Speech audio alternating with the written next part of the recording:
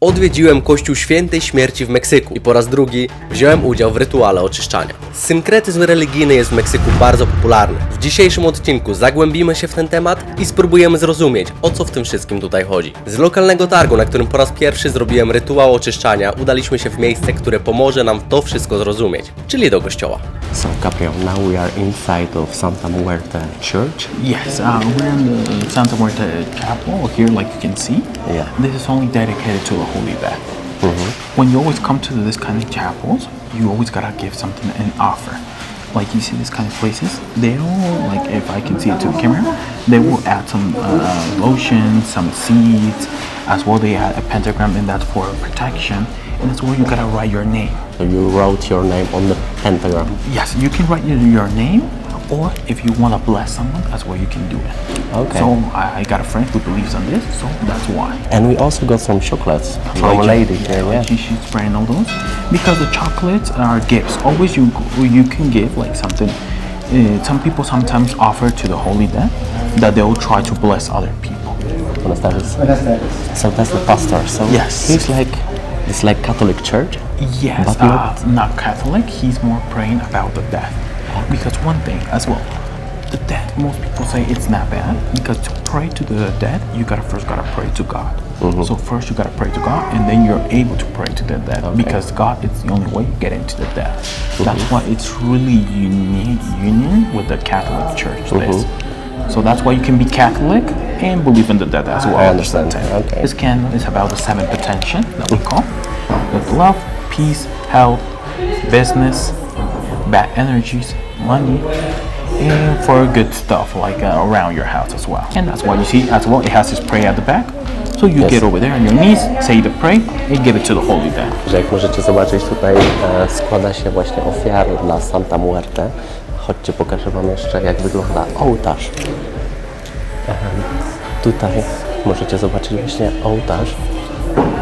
Także jak możecie zobaczyć, no wygląda prawie jak każdy jeden kościół, no ale nie do końca, bo tu się czci Santa Muerte.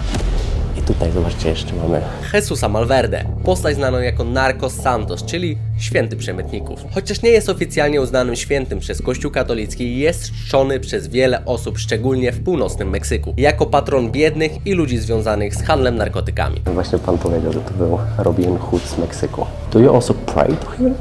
Yes, that's where you can pray to Also him. pray. Pero normalmente él es muy venerado en Sinaloa. He's a little bit more venerated in Sinaloa, northern. In Sinaloa. Yes, Ah, northern to okay. Mexico. Yeah, because he's original from there, from Sinaloa. Zostawiając już temat Malverde, zapytałem się księdza, dlaczego według niego Kościół katolicki nie uznaje Santa Muerte za świętą postać. En torno a ella hay muchos mitos en torno a ella, que los cuales no son verdad. There's a lot of myths about what people tell about her that they're not true. Because like I tell you behind, like most people use them for other purpose, but she's only good, like good Okay. stuff. Muszę przyznać, że to było bardzo ciekawe i interesujące doświadczenie być w takim kościele. Ale nie przeciągając już tematu, z kościoła przenieśliśmy się w samo centrum Mexico City. Teraz znajdujemy się w takim bardziej turystycznym miejscu.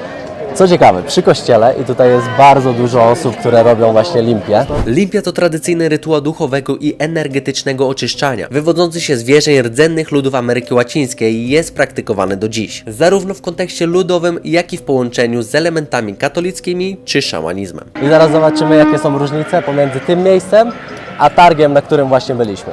So, Gabriel, we are standing here. I see a lot of people doing limpia. Yes, But is it more touristic or what do you think? This is more touristic area. We're behind the church. Yeah. Like see the Metropolitan Cathedral, and like see they're doing cleansing. It's more like on the Aztec side because it's more on the just to cleanse, like get all good energy, spirit, get full because of the sun and all that kind of stuff. And it's not more like on the witchcraft market. That it's more for bad energies. Dobra, znalazłem tutaj taką ciekawie wyglądającą osobę, która zrobi mi limpię. Tam już go widzę, dobra, idziemy do niego. Kolejka jest, także ustawiamy się w kolejce. Czuć aromat kadzidła, nie? To jest kadzidło chyba, czy Palo Santo? Kadzidło. No dobra, zaraz zobaczymy, co to tutaj będzie się działo. A więc tak, stojąc w kolejce, każdy z nas dostał do ręki jakieś zioła. Na początku zostały one czymś polane, po czym szaman zabrał je i zaczął oczyszczać moje ciało, trzymając w jednej ręce zioła, a w drugiej kadzidło. Następnie bardzo mocno wtarł zioła w moją głowę, wypowiadając przy tym najprawdopodobniej jakąś mantrę. Na sam koniec zrobił jedno kółko wokół mnie, tromiąc w muszle. Co ciekawe, nie ma stałej ceny za taką usługę. Daje się co łaska. No dobra, no to my już jesteśmy po kolejnym rytuale oczyszczania, tak jak mogliście zobaczyć. Jak się czujesz? No, jak mam być szczera, to ten tutaj na placu daje trochę taki lepszy efekt, cała otoczka, bo masz tego szamana. Tutaj? Tak.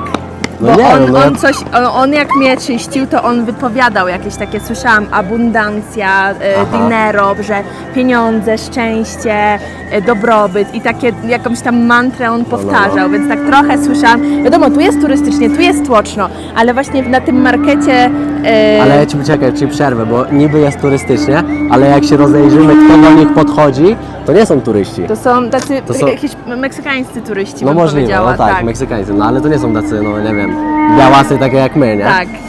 Znaczy no, zdarzają się, ale no nie są to główne osoby Więc w kolejce. No, ogólnie tutaj było więcej rzeczy, bo tu jeszcze czymś było polewane, była ta muszla, że Wytargał nas za włosy, jak wytargał nie wiem, nas nie? za włosy. No to, więc ciężko mi stwierdzić, które jest bardziej prawdziwe. Mi się wydaje, że to ob- wszystko zależy od tego, w co ty wierzysz. Tak. Bo jeżeli nie wierzysz w takie rzeczy, no to dla ciebie to, czy pójdziesz tutaj, czy pójdziesz tam na ten targ, to nie ma znaczenia, To tak? nie będziesz się czuł, że masz teraz dobre szczęście. Tak, i... tak. Jeśli chodzi o nas, to żeby była jasność, my nagrywamy te filmy tylko po to, żeby wam pokazać, jak wyglądają różne takie religie, odłamy i tak dalej, i tak dalej. Kultury.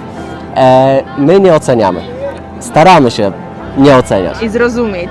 Tak, dlatego podróżujemy w takie miejsca, żeby właśnie zrozumieć inne kultury, religie i tak dalej, bo myślę, że trochę też o to chodzi w podróżowaniu. Ja nie chcę tutaj mówić do ludzi, którzy podróżują, wiecie, tam do hoteli all inclusive po całym świecie i tak dalej.